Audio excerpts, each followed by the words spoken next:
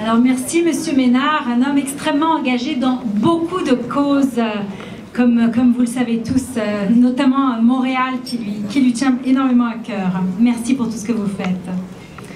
Alors maintenant, pour décerner le prochain prix, j'aimerais inviter Margarita Lafontaine, éditrice de Première en Affaires. Margarita.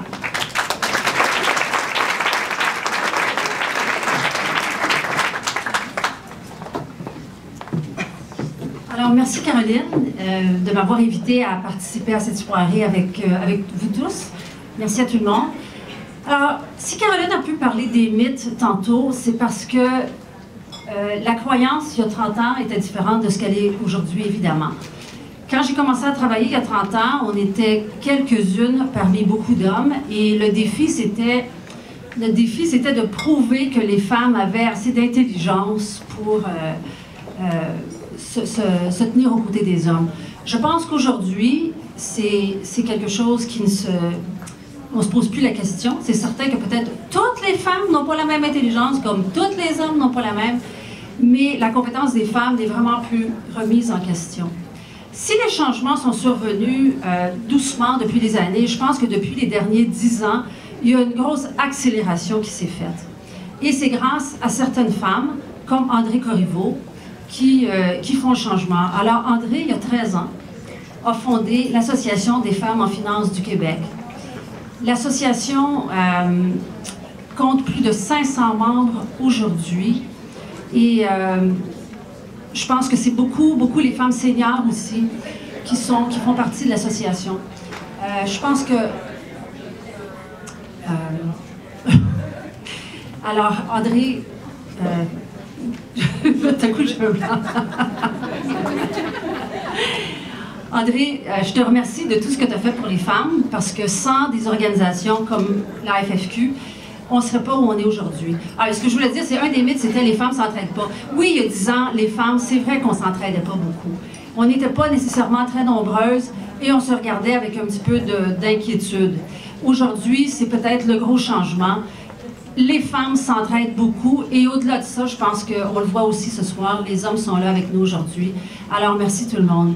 Alors, André, merci pour tout ce que tu as fait. Et au nom de la gouvernance au féminin, ça me fait plaisir de t'offrir cette reconnaissance ce soir.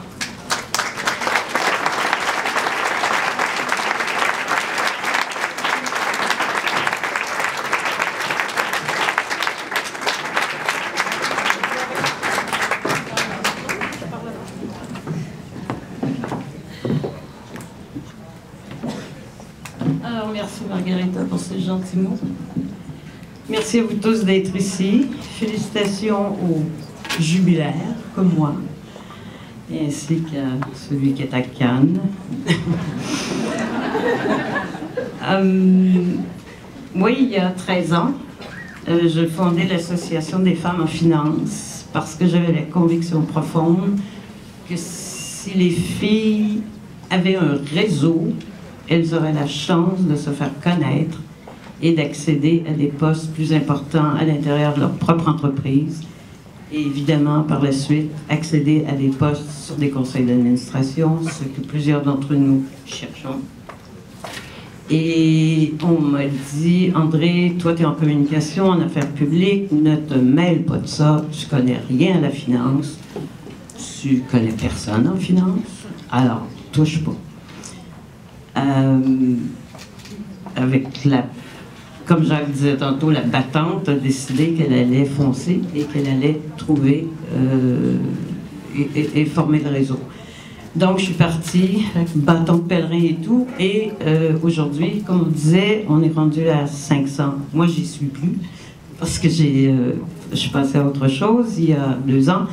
Mais on est rendu à 500 membres de femmes de toutes catégories, mais en finance, en économie, en administration, et qui ont aujourd'hui un réseau de femmes, de connexions, de contacts importants et qui accèdent de plus en plus à des postes importants.